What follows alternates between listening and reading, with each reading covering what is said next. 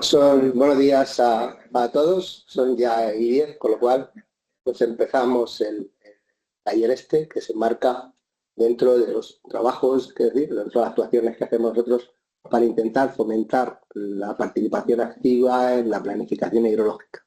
Estamos inmersos, como ustedes saben, quiero decir, en lo que es la planificación hidrológica del cuarto ciclo, la que regirá el funcionamiento de la demarcación en el periodo que va del 2028 al 2033.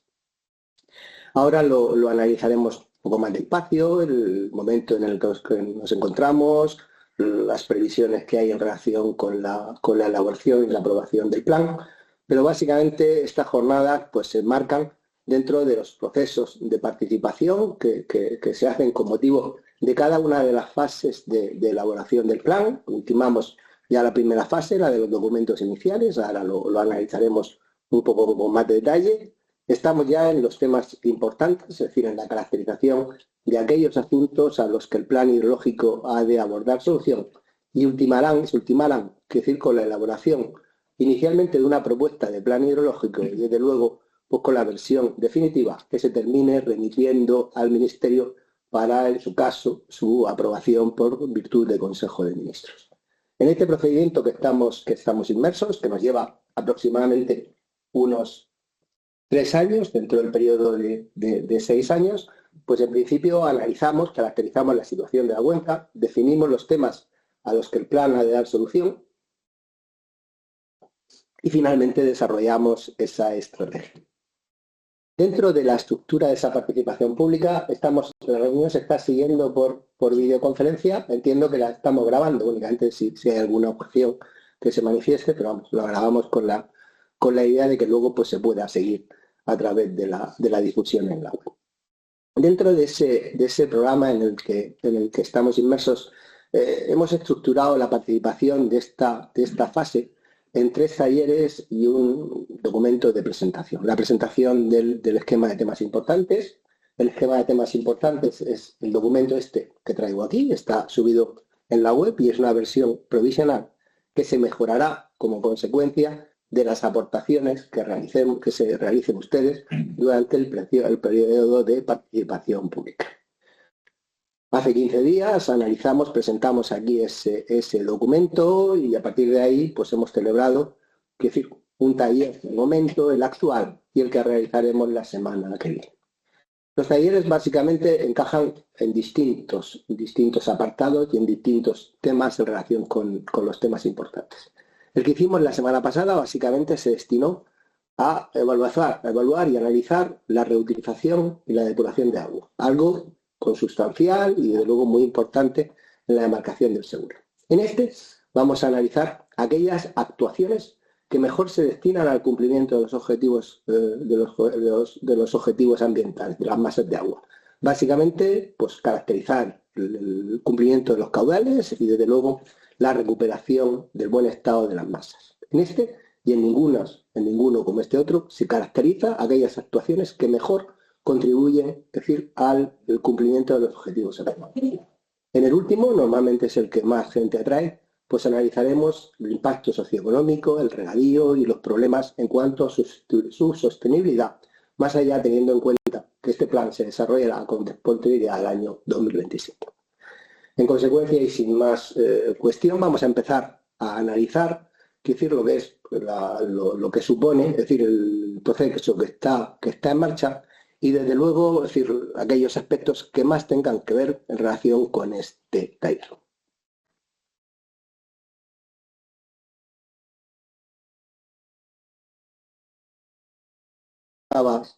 Básicamente lo que será pues el índice de la charla que vamos a compartir en un rato, en el cual pues vamos a centrarnos en cuál es el proceso de elaboración del plan hidrológico, en qué fase estamos y qué plazos manejamos, cuál es el objetivo de este documento concreto, luego la relación de temas importantes que hemos identificado de cara a este cuarto ciclo de planificación y nos centraremos pues en esos 5 temas importantes que recogen tanto la gestión del riego de inundación como toda la recuperación ambiental de nuestros ríos y nuestro borde litoral, aspectos tremendamente relevantes para la consecución de los objetivos ambientales. Analizaremos los caudales ecológicos, la implantación, la restauración morfológica del espacio fluvial y también la del borde litoral. Y luego hablaremos, es decir, del Mar Menor y de la gestión del riesgo de inundación. Los temas importantes son los de número 4, 5, 9, 10 y 13, y como saben ustedes, el tema importante se realiza en orden a su mayor o menor prioridad, de tal manera que el tema más importante es el 1 y el menos el 14.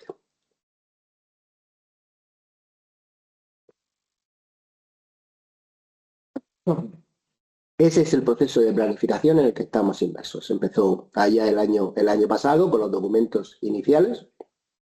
El 28 de noviembre de 2025 se publicaron los EPTIs de las demarcaciones hidrográficas intercomunitarias españolas y se inició un periodo de consulta pública que concluirá el 28 de mayo, ese documento en el que estamos inmersos.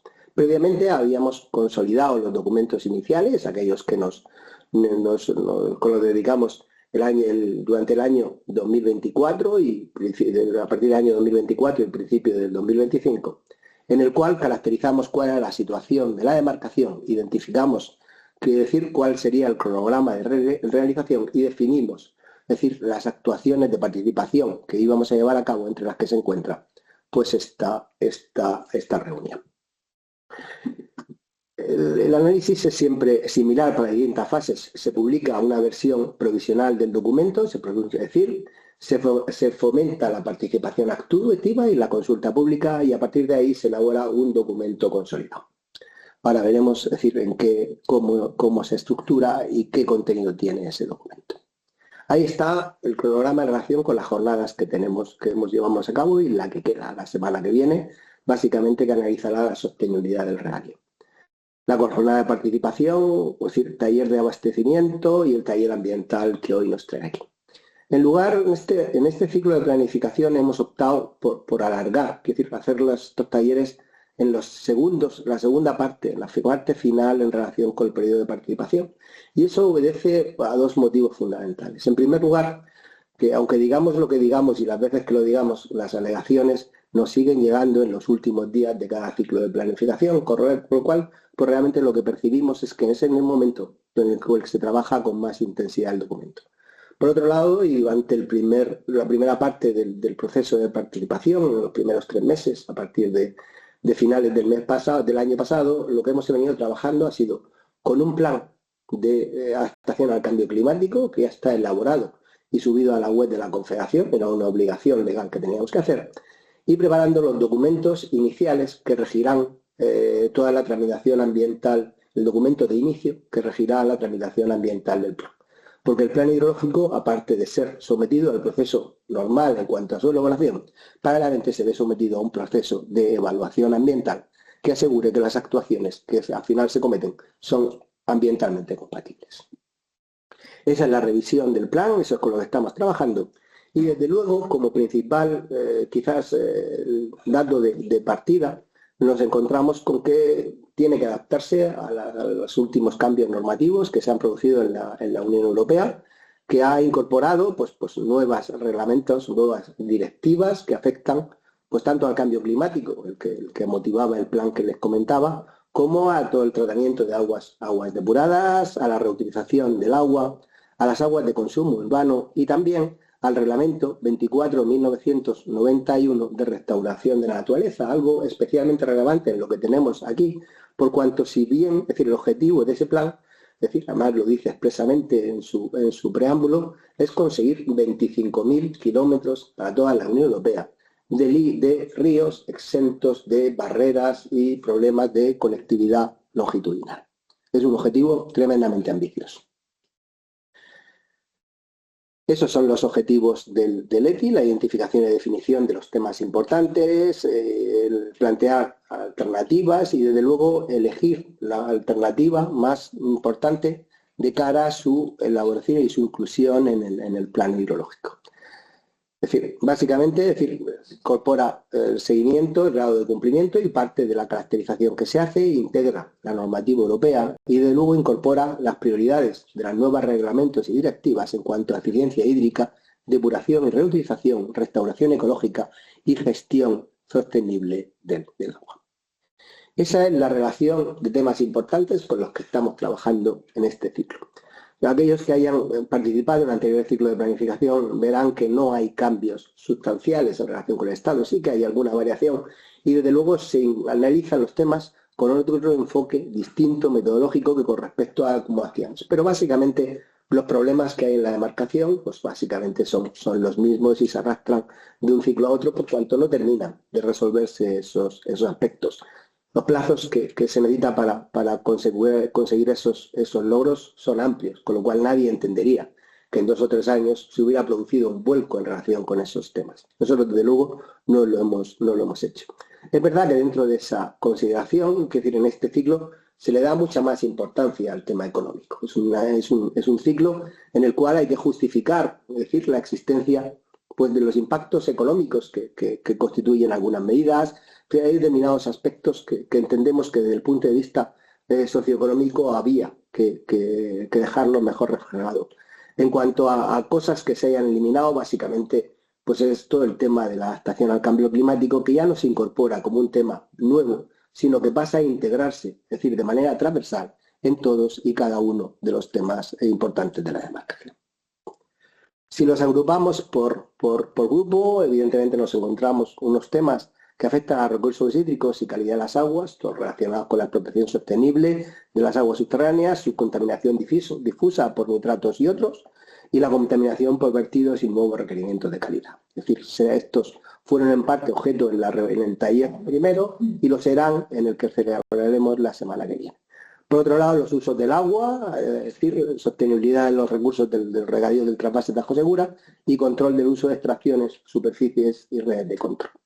En es decir, los que van a centrar el aspecto del taller de hoy se refieren sobre todo al apartado SC en relación con el medio ambiente y los ecosistemas y a la alusión a la mejora del estado del Mar Menor, la implantación efectiva de los regímenes de caudales ecológicos, la recuperación hidromorfológica del espacio fluvial y la regeneración ambiental del borde litoral.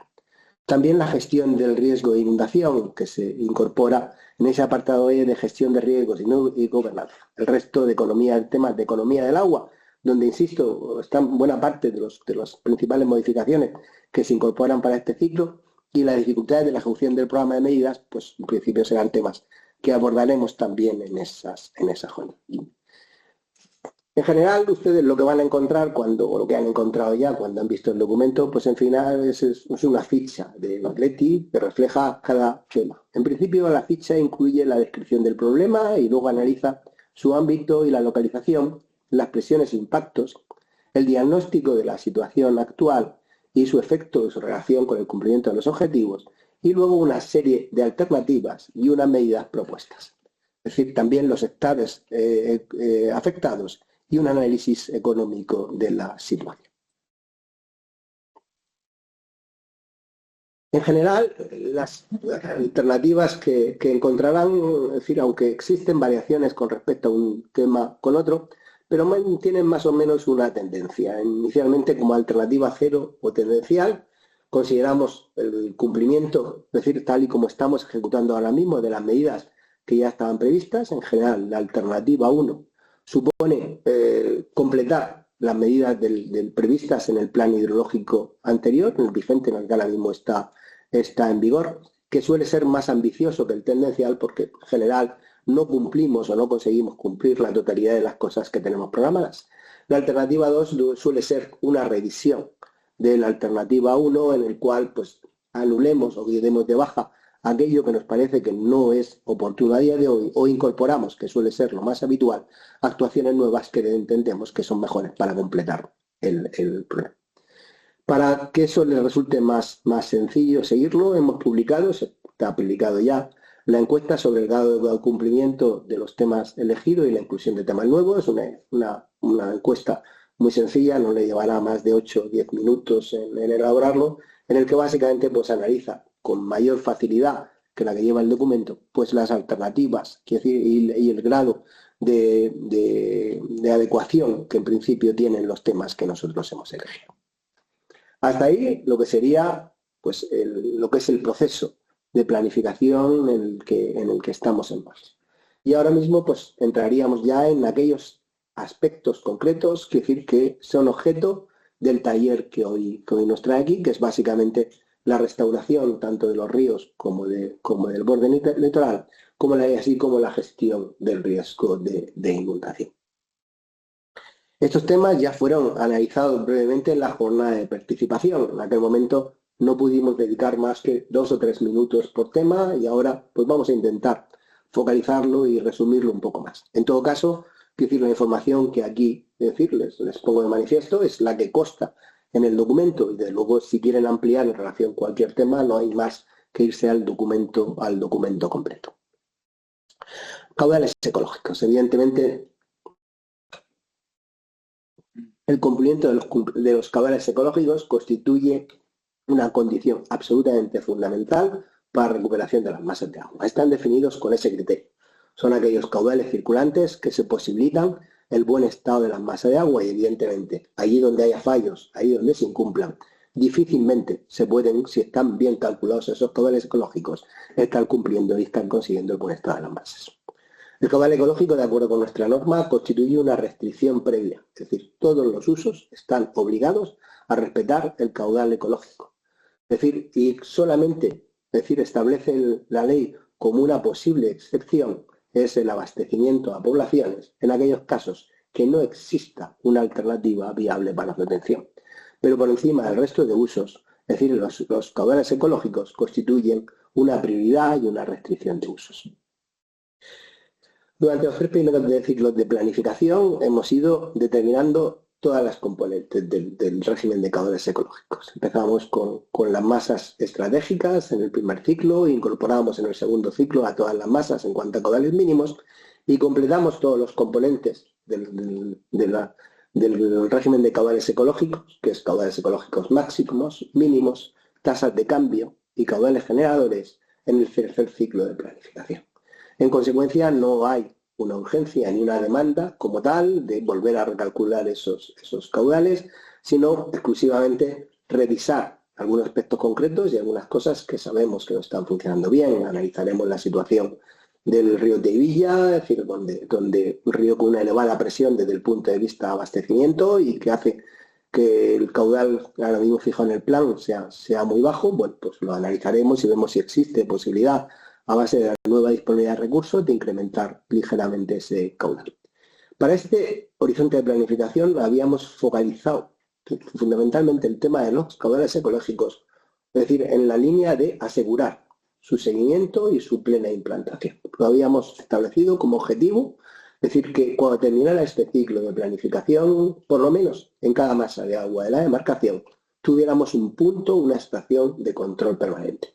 Se está trabajando en ello, no se avanza con la celeridad que querríamos. Es verdad que en buena parte del tronco del río Segura y el tronco Mundo están completos y existen estaciones o puntos de control donde se miden esos caudales, pero de luego quedan otras masas de agua en la demarcación, también muy importantes, donde no disponemos todavía un punto de control. Evidentemente, en ausencia de esa situación y a pesar de que se seguirá trabajando y es posible que en el plan podamos incorporar, seguro que incorporaremos algún punto adicional, vamos a elaborar aforos puntuales en determinados sitios para por lo menos, aunque no sea con un control permanente, tengamos un orden de magnitud de lo que está circulando por esos cauces, que en general muchas veces ni siquiera están regulados. Es decir, de las 77 masas de agua de la demarcación, 31 ya tienen un control permanente y 16 tienen concepto de río efímero, nuestras ramblas, que en principio, es decir, sobre las que en principio no tenemos fijado un caudal ecológico mínimo por cuanto son aguas, son ramblas, cauces, que prácticamente únicamente llevan agua en los episodios torrenciales que se producen pues cada vez con más frecuencia. El resto, es decir, están pendientes, ya se han definido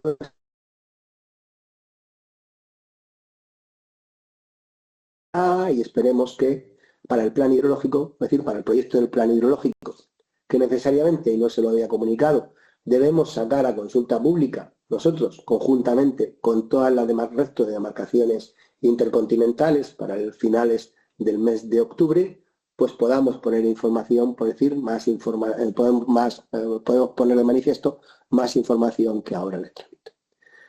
El análisis en relación con el cumplimiento de los caudales ecológicos lo hacemos en base a un análisis de fallos. Y llamamos fallos simplemente a la superación o no de los umbrales en cuanto a los límites de caudales ecológicos que tenemos impuestos.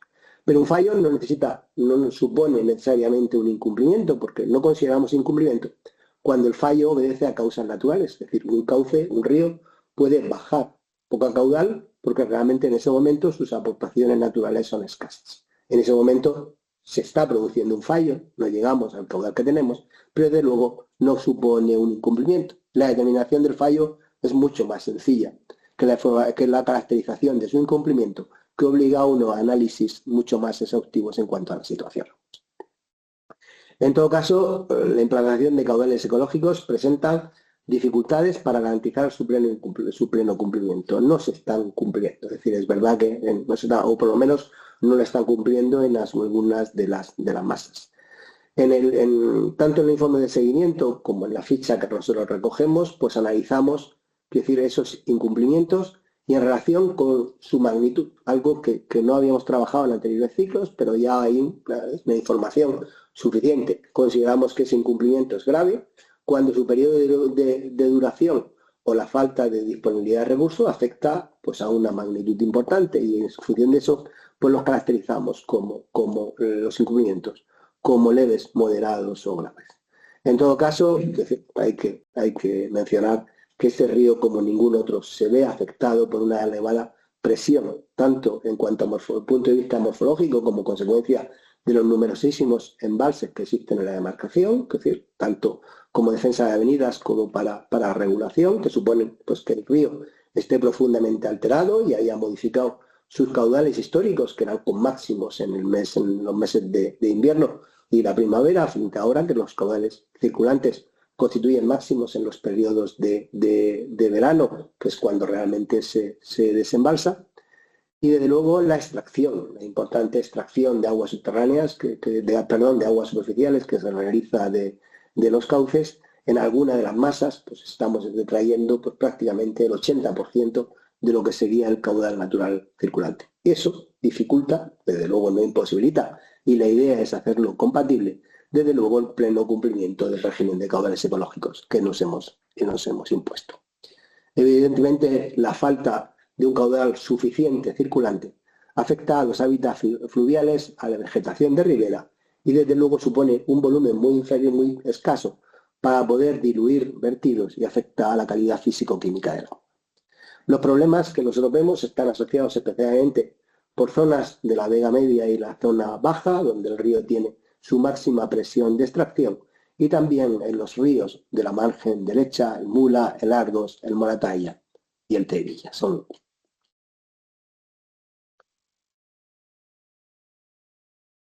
A ver si consigo ahora. Vale. Por eso la estrategia que nos hemos marcado y la que se desarrolla en la ficha correspondiente, primero es generalizar el control volumétrico. Las derivaciones se tienen que controlar de manera absoluta y total, pero no solamente en cuanto a tomas y derivaciones, algo que yo entiendo que básicamente está bastante conseguido en la actualidad, sino también en relación con los retornos y un análisis de los vertidos de agua depuradas. La ampliación de las redes de control permanente es lo que les contaba, decir, y de luego la integración en el SAIN para que cada ciudadano desde su casa pueda conocer en cada momento el caudal que está circulando y pueda compararlo con los regímenes de caudales ecológicos mínimos, que son los que nos hemos identificado.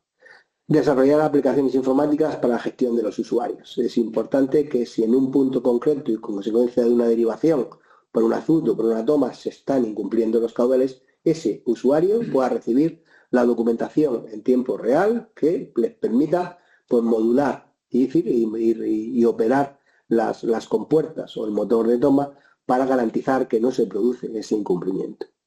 También mejorar el conocimiento del río acuífero. Muchas veces los deterioros y las faltas de caudales se obedecen a efectos de extracción de aguas subterráneas en las masas contiguas.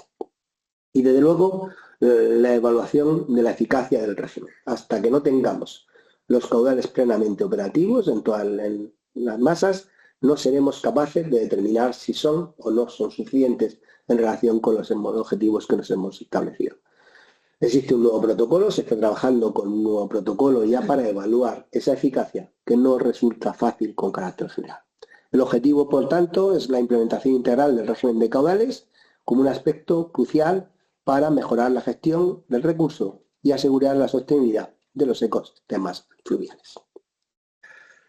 Relacionado con los caudales ecológicos se encuentra la restauración, es decir, del medio fluvial, de la lógica del medio fluvial. El estado hidromorfológico de la vegetación, que es decir, integra de un cauce, integra tres patas, básicamente. En primer lugar, la adecuación de un régimen hidrológico suficiente, los caudales ecológicos que hemos visto, es decir, la continuidad del río, es decir, evitar que haya discontinuidades en el río que impidan a la fauna moverse a través del mismo, y la consecución de una estructura suficientemente de vegetación de ribera, suficientemente como para garantizar ese buen estado. La vegetación de ribera supone un alto valor ecológico y presenta una notable biodiversidad, una elevada productividad y un marcado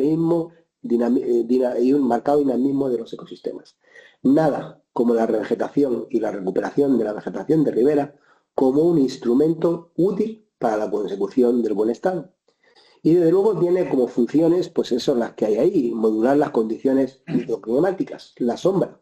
Muchas veces no le damos suficiente importancia a lo que es la sombra sobre los cauces, en la medida en que supone bajar la temperatura en varios grados, lo que posibilita pues mayor niveles de oxígeno disueltos, un mejor comportamiento del cauce, de la calidad del agua del cauce, garantizan la estabilidad de las márgenes, es decir, posibilitan que no se muevan y que se mantengan en su posición sin los grandes procesos erosivos que presentan los ríos.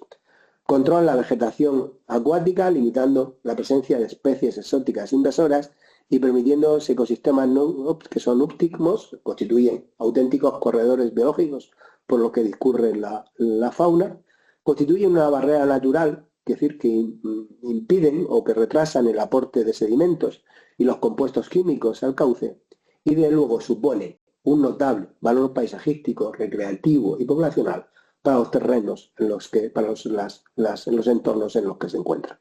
Por tanto, y desde luego constituye probablemente la medida más importante de las que realizan las confederaciones hidrográficas destinadas a la recuperación de las masas de agua, es especialmente relevante que se acometan esas actuaciones de recuperación ambiental.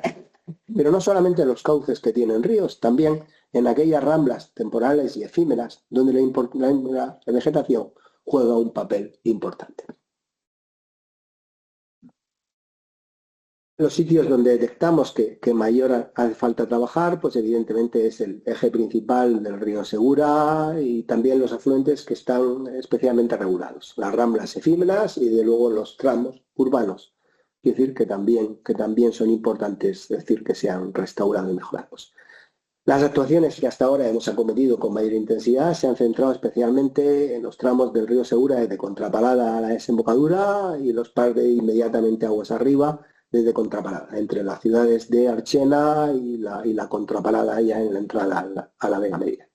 El río Chicamo, el río Mula y de luego el esfuerzo importante en las ramblas mineras del Mar Menor, que han sido restauradas, es decir, ramblas muy deterioradas como consecuencia de la actividad minera, es decir, tradicional e histórica que se ha producido y que desde luego pues han visto mejoradas sustancialmente sus características y su calidad.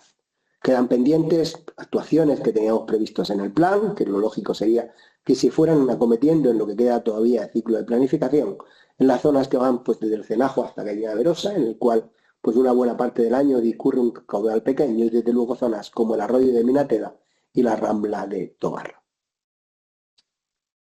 El nuevo protocolo de caracterización de estas masas de agua supondrá un cambio sustancial en relación con lo que veníamos haciendo en los ciclos anteriores. Hasta ahora los indicadores hidromorfológicos solamente han servido para caracterizar, para discernir si una masa estaba en buen estado o en muy buen estado, y no se tenían en cuenta cuando el estado no llegaba a bueno. Prácticamente la utilidad de esos indicadores no era grande, no era importante.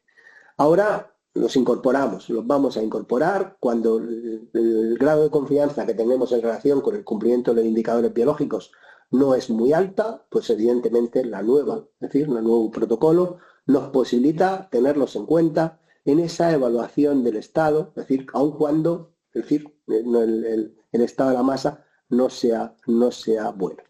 Entendemos que va a suponer una mejora sustancial, ya lo estamos haciendo en esos términos en los informes de seguimiento y así lo tendremos en cuenta también en la elaboración del nuevo proyecto de plan hidrológico. Evidentemente en estas condiciones la estrategia no puede ser otra que desarrollar completamente el programa de medidas vigente. Ya seleccionamos allí los tramos que deberían ser restaurados y como consecuencia de eso, si no lo estamos ejecutando, pues difícilmente podrá restaurarse esa zona. Evidentemente mejorar el conocimiento sobre los usos, sobre lo que se ha transformado de manera histórica de esos cauces, situaciones que en muchos casos pues serán a día reversibles, pero sí que se podrá conseguir el buen potencial de esas masas. Desarrollar estudios para la mejora del estado de evaluación de las ramblas efímeras, algo que prácticamente no se produce en otros países. Más paradójicamente, solamente sucede en 2 países de la Unión Europea y es en Suecia, en Finlandia y en España, y por motivos tremendamente distintos. Nosotros nos quedamos secos porque no llueven y ellos se quedan secos porque hiela, porque buena parte del invierno los cauces permanecen totalmente secos como consecuencia de que no tienen aportaciones como consecuencia de que todo está helado. Es una paradoja que en 2 zonas con una casuística tan extrema, pues compartan un problema en relación con las ramblas efímeras, por las ramblas por las que no baja el agua. Completar la evaluación de las masas de agua con el nuevo protocolo hidromorfológico, identificar, es decir, los trabajos actuales de mejora y de luego priorizar las actuaciones, es decir, la recuperación en aquellas zonas que tengan mayor nivel de deterioro, no puede ser de otra manera, que tengan hábitats con mayor valor ambiental o de luego tengan áreas con riesgo potencial significativo de inundación, ya que esa restauración hidromorfológica supone en muchos casos la mayor manera de protegerse contra el riesgo de inundación. Las líneas de actuación propuestas son esas, no vamos a insistir en la eliminación de barreras, la restauración de riberas, el mantenimiento de los caudales circulantes, la restauración de meandros y restauración de humedales como manera de combatir, es decir, de conseguir esa continuidad transversal del río con su zona contigua y de luego la integración del espacio urbano. Hasta ahí lo que quería comentarles en relación con la restauración del espacio pluvial. El borde litoral también es objeto de incorporación en la planificación y lo es bajo la consideración de que en la planificación tiene que incorporarse no solamente las masas continentales, sino también las masas costeras. Y eso es una cosa rara en la medida en que generalmente las confederaciones hidrográficas no tienen competencia en relación con las masas de agua costeras. Pero el legislador, considerando que muchas veces el buen o mal estado de esas aguas costeras depende mucho más de lo que pase en la cuenca vertiente, de lo que realmente pasa en el agua costera, pues ha decidido su inclusión en la planificación hidrológica y analizamos tanto en el plan hidrológico, tanto las masas de agua continentales como las masas de agua costeras. En los ciclos de planificación anteriores nos hemos centrado en actuaciones muy concretas. La bahía de Portmán, la recuperación, una zona muy deteriorada como consecuencia de una actividad minera intensa, Puerto Mayor, la Llana, la desembocadura del río Segura, con los problemas que tiene en cuanto de llegada de microplásticos, de macroplásticos, de botellas, focalizaban un poco el tema importante. En esta ocasión, y de acuerdo con lo que ya nos alegó en su momento la Dirección General de la Costa y el Mar, el análisis ha sido más extenso. Eso no ha supuesto dejar de abordar aquellos aspectos especialmente relevantes y puntuales que sabemos que existen en la demarcación, pero sí contemplarlos desde una perspectiva más general, más común a lo que se hace en otras demarcaciones y hablar pues, de los supuestos y los efectos que tiene el aporte y la disminución de los sedimentos, muchas veces que quedan retenidos en los embalses y no llegan, quiero decir, a las desembocaduras, lo que afecta evidentemente a los volúmenes, genera regresión en las playas. La presencia de residuos flotantes tan conflictivos y problemáticos, especialmente en la vega baja, donde llegan botellas, se canalizan hacia el río, es decir, y desde luego los microplásticos agrícolas que se han incorporado al análisis y a la detección en los últimos años. Los problemas de llegada de nutrientes y materia orgánica, bien superficialmente o bien subterráneamente, como sucede en el Mar Menor, en condiciones normales y especialmente en lluvias intensas que arrastran pues terrenos de cultivo y desde luego arrastran determinados contaminantes que terminan llegando a las masas de agua costeras. Los deterioros por vertidos a través de emisarios submarinos en nuestra demarcación no tienen la relevancia que en otras zonas, puesto que no hay grandes emisarios submarinos, pero sí existen, es decir, unos cuantos relevantes y muchas veces asociados incluso a las instalaciones de desalación de agua de mar que cuentan con su emisario submarino. Por otro lado, la degradación paisajística y ecológica que se ve en algunas zonas y que evidentemente es algo que debe revertirse. Esto afecta a los ecosistemas dunares, a las praderas, a la calidad y desde luego a la biodiversidad del litoral y a su imagen turística. En esas actuaciones el plan focalizará, además de aquellas actuaciones que ya sabemos y desde luego seguirá incorporando medidas en la playa de La Llana, en Puerto Mayor, en la bahía de Portmán, otra vez concretaremos en la dársena de Escombreras sus características y condiciones, así como la incorporación de aquellas actuaciones de interés general que están previstos acometer en su entorno, pero de luego tendrá que avanzar en relación con la gestión de la retención de esos residuos sólidos, de esos plásticos, de esos macroplásticos, la reducción de microplásticos agrícolas, tanto los agrícolas como también aquellos que le llegan con el agua residual, la restauración ecológica y la coordinación con la estrategia marina. Existe ahí, quiero decir, una estrategia claramente definida y desde luego pues el plan debe alinearse con esa estrategia marina. En todo caso, como objetivo final es mejorar el estado ambiental del frente litoral y de las aguas costeras. Aguas costeras que, si bien en general están mejor en proporción que las continentales, es decir, todavía manifiestan deterioros en aproximadamente un 35% del total. Dentro evidentemente, de la restauración del borde litoral, constituye un aspecto que se analiza siempre históricamente en la planificación hidrológica al margen de la misma, a la vista de su elevada importancia, es decir, desde el punto de vista de lo que supone el Mar Menor para la demarcación hidrográfica del Segura. El Mar Menor constituye el humedal más emblemático y mayor nivel de protección de toda la demarcación. Es la laguna salada más importante, más grande de toda Europa. Tiene una superficie de unos 135 kilómetros cuadrados, con una profundidad media de unos 4, alcanzando como máximo los 7 metros de profundidad.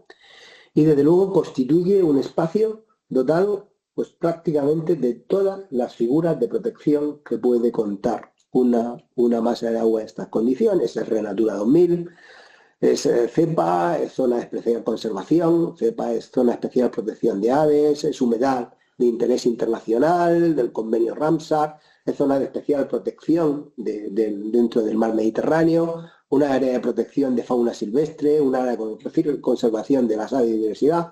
Prácticamente tiene todas las figuras de protección que puede tener. Y a pesar de todas esas figuras de protección, ha sufrido en los últimos décadas un deterioro ambiental de la laguna que no es actual, sino que se inició con la apertura de las golas en los años 70, que modificaron pues bastante su dinámica, es decir, y desde luego pues está afectado por múltiples presiones que han supuesto por los deterioros que hemos vivido en los últimos 15 años. Caracterizar la existencia de una presión concreta que sea la que afecta no sería justo ni desde luego es adecuado. Son múltiples las presiones que alteran el equilibrio y desde luego hay que combatir cada una de esas presiones de la laguna, es decir, evitando que se produzcan episodios de eutrofización y desde luego teniendo en cuenta que el cambio climático supondrá para la laguna mayor temperatura y mayor riesgo, es decir, de que se puedan producir esos episodios de eutrofización. Evidentemente, el ámbito de trabajo pues, se circunscribe a la propia laguna salada, pero también a su cuenca vertiente. Es decir, en la que se encuentra tremendamente vinculado y desde luego en la que existen usos intensivos desde el punto de vista agrícola y ganadero, también, pero también urbanístico, turístico y de actividades mineras en su entorno. Las normas que rigen, es decir, el funcionamiento tanto de la laguna como del propio cuenca vertiente son numerosas y desde luego han proliferado en los últimos años, evidentemente. Para destacar alguna, habría que incluir la Ley de Recuperación y Protección del Mar Menor, una ley de la Asamblea Regional de la Región de Murcia, y desde luego relevante ha sido el reconocimiento de la personalidad jurídica del Mar Menor, de acuerdo con la ley correspondiente y el reglamento que la desarrolla. Aparte de eso, hay un plan de gestión de reconocimiento, plan de gestión integral de los espacios protegidos, una designación de zonas vulnerables y de las zonas sensibles en la zona vertiente y en el propio Mar Menor como masa de agua afectada, una masa de agua subterránea del campo Cartagena declarada formalmente en riesgo de no alcanzar el buen estado químico, es decir, el riesgo cuantitativo y químico, y las consecuencias a la adopción de medidas cautelares, protección del borde litoral y una estrategia gestión integrada en zonas costeras del sistema, que regulan la navegación dentro del Mar Menor. Adicionalmente, y en los próximos meses, tendrá que aprobarse y se incorpora, es decir, en avanzado grado de tramitación, un plan de actuación de zonas vulnerables, un plan de actuación para recuperación de la masa de agua subterránea y, de luego, un plan de gestión integral de la cuenca vertiente. Todos estos documentos están en tramitación. En estas condiciones, evidentemente, no cabe más documentación, más instrumentos normativos, y lo que habrá que hacer es conseguir, es decir, que se cumplan los objetivos previstos en los mismos y que se asegure, es decir, que el Mar Menor recupera, es decir, su buen estado natural. En todo caso, hay que asumir que aquello que se deteriora en 50 años no se recupera en 5 años. Harán falta plazos, pero desde luego lo que debemos poner de manifiesto cuanto antes mejor es que las medidas empiezan a dar sus resultados y se pone de manifiesto el logro, el avance, la mejora en cuanto al estado. Las líneas de actuaciones prioritarias para la reacción del Mar Menor, establecidas en el año 2024, fueron con anterioridad en el 22, pero fueron revisadas, la última revisión es el 24, establece la gestión, es decir, que acomete la Administración General del Estado para la recuperación del Mar Menor, y lo estructura en una serie de medidas, es decir, de 1 a la 10, que fueron fruto pues, de un consenso con las partes interesadas y desde luego con la ciudadanía, una inversión muy importante desde el punto de vista económico, hablamos de más de 600 millones de euros, y que se estructuran pues esas líneas que ven ahí, que evidentemente pues es la vigilancia del dominio público hidráulico, la mejora ambiental en el ámbito del Mar Menor, con soluciones basadas en la naturaleza, la protección de la ribera, es decir, actuaciones complementarias para la gestión de inundaciones, saneamiento y depuración para evitar que los contaminantes lleguen al Mar Menor, el mantenimiento y la conservación de la biodiversidad histórica que tenían las zonas humedales y la propia laguna, la transición, el apoyo a la transición de sectores productivos de su cuenca vertiente, las reformas normativas que se están produciendo, que se han realizado ya y que se ultimarán en los próximos meses, la mejora del conocimiento y seguimiento, fundamental a la hora de analizar cualquier problema, una planificación y visión a medio plazo y, desde luego, con base a informaciones públicas y la participación social. Por tanto, la mejora del estado del Mar Menor plantea esa visión integral, ese refuerzo en la ejecución de medidas, reducción de carga contaminante en origen, que es decir, se plantea en todos los casos actuaciones sostenibles en origen, no al final de tubería, restauración ambiental, mejora del saneamiento, de la depuración y la reutilización, el conocimiento científico y su integración en las distintas administraciones y sectores implicados. Evidentemente, con la única finalidad de recuperar el buen estado ecológico y restaurar la funcionalidad hidromorfológica que históricamente ha tenido la laguna. Hasta ahí la parte de restauración del borde fluvial. Y quedaría el último punto, es decir, analizar qué es la gestión del riesgo de inundación. Si recordamos, la planificación hidrológica tal y como se está estructurado se basa en un plan hidrológico de cuenca, que lo tenemos, y en dos planes específicos que regulan los fenómenos extremos, tanto el plan especial de sequía como el plan de gestión de riesgo de inundaciones. Es decir, al margen de la planificación hidrológica existe un plan específico que regula la gestión del riesgo de inundación.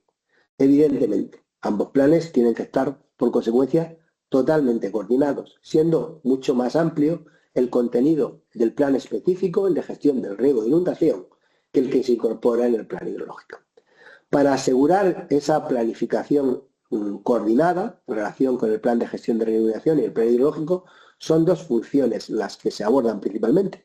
Y uno es la integración en el programa de medidas de todo el plan hidrológico, de todas las medidas del plan de gestión de riesgo de inundaciones. Cuando uno ve el plan de gestión de riesgo de inundaciones aprobado, vigente, y ve el plan hidrológico, se encuentran con las mismas actuaciones, no podía ser de otra manera. Y luego con su tramitación ambiental. Ambos planes se tramitan, es decir, de manera conjunta y bajo un único procedimiento de evaluación ambiental. Ahora mismo, es decir, se va a iniciar, se ha iniciado ya, están ya los documentos iniciales y se habrá hecho la fase de consultas para los documentos de alcance. Pero en principio nos encontramos con un plan específico que a todos los efectos se integra en la planificación hidrológica. ¿Qué decir de nuestras situaciones de inundación? Algo absolutamente consustancial a nuestro clima mediterráneo. Cuando uno ve la historia de la demarcación del Segura, esto no es más que una secuencia de sequías e inundaciones. Aproximadamente consideramos que se producen, pues cada 10 años hay aproximadamente un par de años de sequía, y desde luego suele haber por lo menos un fenómeno extremo de inundaciones. Algo consustancial que todos los modelos de evolución de la adaptación al cambio climático prevén que se vayan a producir con más intensidad en el futuro. Evidentemente, ante esta situación, que decir, no cabe otra que tener previsto esas situaciones. Si sabemos que se van a producir y lo único que nos queda por determinar es cuándo, sería temerario no estar preparado. Desde luego, los problemas no solamente derivan de los daños materiales, sino también, a los núcleos urbanos, a los económicos, impacto ambiental, como lo hemos visto en el Mar Menor, en las últimas lluvias intensas. Cada plan ha puesto de manifiesto, o mejor dicho, cada episodio de inundaciones producido en los últimos años ha puesto de manifiesto la necesidad de actuar en una zona distinta de la demarcación. La riada de San Venceslao, en el año 2012, puso de manifiesto, y así se incorporó en los planes del primer y segundo ciclo, la necesidad de acometer actuaciones relevantes e importantes, especialmente en el Valle del Guarentí. La riada de Santa María, la que produjo las grandes aportaciones en el 16, en el 19 y la previa del 2016, pusieron de manifiesto que a pesar de lo mucho que se había hecho en la demarcación, la Vega Media, la Vega Baja y toda la comarca del Mar Menor siguen siendo actuaciones tremendamente vulnerables a la posibilidad de riesgo de inundación. No podemos conformarnos, por tanto, con lo que ya se había hecho, que había sido mucho, porque evidentemente si una cuenca está bien regulada desde el punto de vista de embalses y de canalizaciones, es la del Segura, pero ante un episodio absolutamente torrencial se ponen de manifiesto que son necesarias actuaciones nuevas. Por eso las zonas donde más se centran con más intensidad son la Vega Media, la Vega Baja y el Valle del Guadalquivir con las ramblas litorales. Pero es que el último episodio del 2024, que tuvo especial incidencia desde luego en Valencia, pero también afectó a la cuenca del Segura, puso de manifiesto que en determinadas ramblas, desde luego pequeñas, podían producirse episodios torrenciales que causaban daños importantes. Así pasó en Letur y desde luego se ponen de manifiesto que no hay que olvidar esas zonas, dotándolas pues en principio de elementos de aviso y desde luego pues gestionar también los episodios en esas zonas que pueden producirse. En ese sentido, la línea de actuación planteadas, pues es lo que estamos hablando. En primer lugar, coordinar con el PGRI y, desde luego, pues que haya una misma caracterización. El plan hidrológico, en consecuencia, beberá de las conclusiones que se incorporen en el plan general de riesgo de inundaciones, entre las que se encuentra pues todo el análisis de las zonas con especial riesgo, de luego los mapas de peligrosidad y la definición de las actuaciones que es necesario acometer en esas zonas. Incorpora, por tanto, esa evaluación, esos mapas y esos planes de riesgo, o puedo decir, de gestión del riesgo, y esas medidas que son de prevención, de protección, de preparación y recuperación, porque el análisis de la gestión del riesgo se hace desde un punto de vista integral de todo el episodio. Evidentemente, habría que priorizar las zonas actualizando los escenarios climáticos y restaurando y laminar las zonas tanto de manera natural como artificial, si esto resultara necesario. En general, las actuaciones deben encaminarse, desde luego, con mayor prioridad a la protección de los núcleos urbanos. Es decir, evidentemente debe ser el objetivo por cuanto ahí se concentra la protección y, desde luego, son las zonas vulnerables. Pero también, sin olvidar la existencia de sistemas de alerta, es decir, que doten a la población de un tiempo suficiente, y las medidas tan importantes de ordenación del territorio. El objetivo final, por tanto, es reducir el riesgo humano, económico y ambiental asociado a estas inundaciones. Y hasta ahí el rollo que yo tenía previsto contarles. Es decir, no sé el tiempo que llevamos, quería que fuera pues algo menos, nos hemos metido en 40 minutos, 45 minutos, y ahora pues en principio esto durará tanto tampoco como ustedes quieran, es decir, tienen la palabra únicamente pues antes de empezar al debate, pues requerirle lo mismo que hago siempre, es decir, la manera mejor de mejorar el documento es con sus aportaciones. Evidentemente no necesitamos unas aportaciones extensas, necesitamos unas aportaciones sencillas, pero que nos hagan partícipes en relación con su sensibilidad y su conocimiento. Muchas veces conocen sus problemas concretos mucho mejor incluso de lo que podemos conocerlo. Una aportación que nos haga focalizar y que nos haya analizado determinado aspecto siempre será agradecida. Tenemos plazo hasta el día 28 de mayo que termina el proceso. A partir de ahí, evidentemente, nosotros, aunque algo llegue fuera de tiempo, intentaremos abordar. Pero no podemos garantizar que tengamos tiempo suficiente para hacerlo, con lo cual la única manera de garantizar que sus observaciones se tienen en cuenta y se elaboran en el documento final es presentándolas en el plazo correspondiente.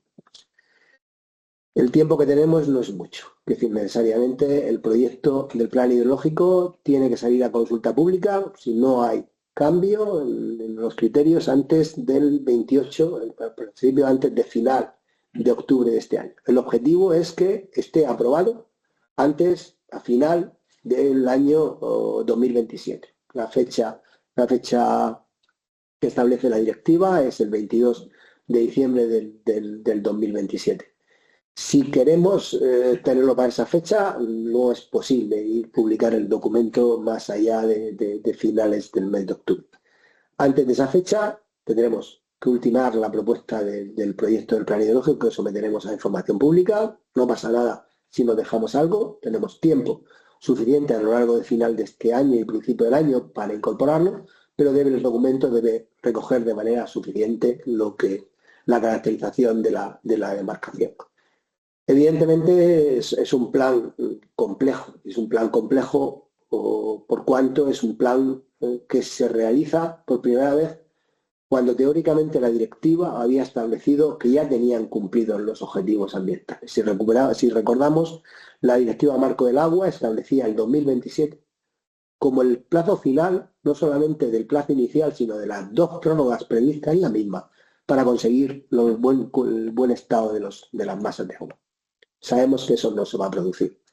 Sabemos nosotros, lo sabe la mayoría de las demarcaciones españolas y yo creo que lo saben la mayoría de las demarcaciones europeas. No creo que suponga eso un fracaso en relación con la directiva, pero probablemente los plazos que contenía para recuperación de las masas se están mostrando insuficientes. La directiva sí ha servido para frenar deterioros que se estaban produciendo hacia la fecha. Eso no se detecta, pero evidentemente no conseguimos que determinadas masas evolucionen lo suficientemente rápido. La inercia de las aguas subterráneas es importante. La necesidad para recuperar un ecosistema también requiere de unos plazos.